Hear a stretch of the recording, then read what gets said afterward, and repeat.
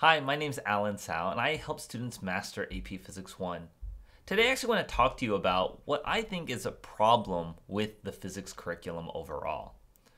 Now, this might seem controversial, especially to some of you who are physics teachers, but I actually do want to recount my journey.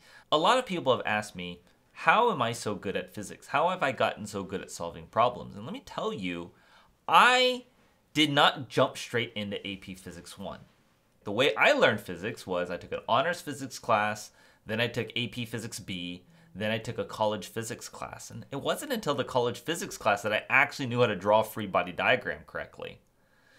And this is a bit of a problem because I gained mastery because I just did it over and over and over. And it was the third time's the charm for me that I could finally understood how to actually solve physics problems. And it's not because I wasn't very smart. You guys kind of see me solving a lot of problems. I think I have a pretty good mind for it now about how to break down physics problems. And it took me 3 tries at physics to actually do well at it. So what's the deal? Why is the physics curriculum structured this way? Well, there's kind of a big problem, I think, the way the physics curriculum is generally run. It's like the order that the things are taught and the way things are taught and assumed and the way they're explained is ultimately not very good. There's lots of videos out there. You look at like Khan Academy, you look at some of the other physics channels.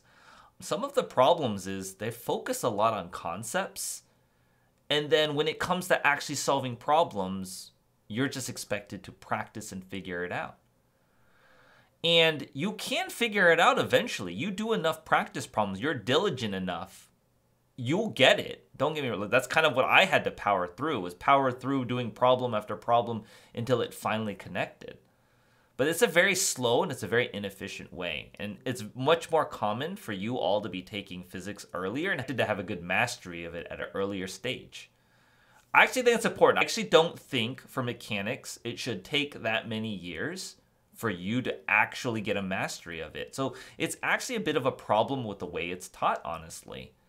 And it's not taught in a way that it should be very clear and a very clear process. It's just sort of like, well, I teach you overall concepts and then you go practice applying them. That's how I was taught. Most of the teachers I talked to, that's how they were taught. But it's not a very good way to teach students. I ultimately do fundamentally believe that this is a very slow, very poor, and a very inefficient way for students to gain mastery.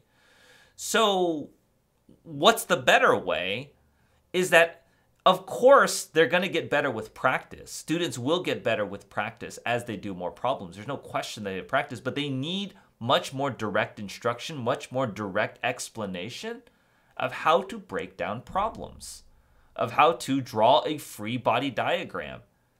I know teachers out there who are awesome at drawing free body diagrams, but they cannot tell you why the free body diagram is drawn that way.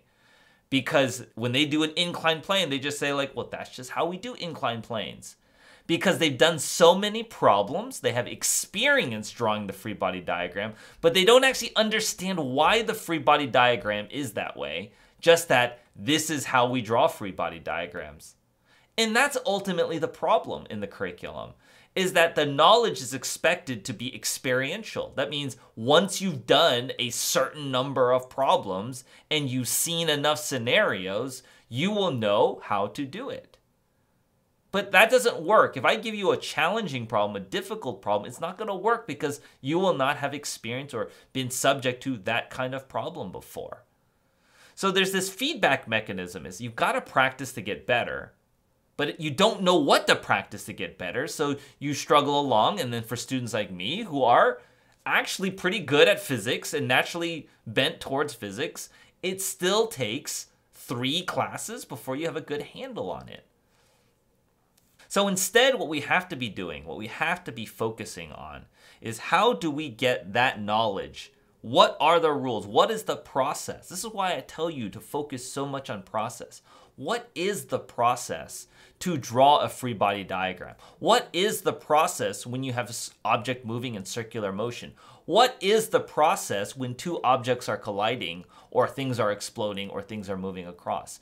Because you have to understand that process on how to break down the problem and then practice that process over and over and then you will gain that experience. And that has to happen in 1 year or the first time you take the physics class. Now, if it doesn't happen, it's okay. You can take it again, just like sometimes the first time you learn something, it doesn't go perfectly.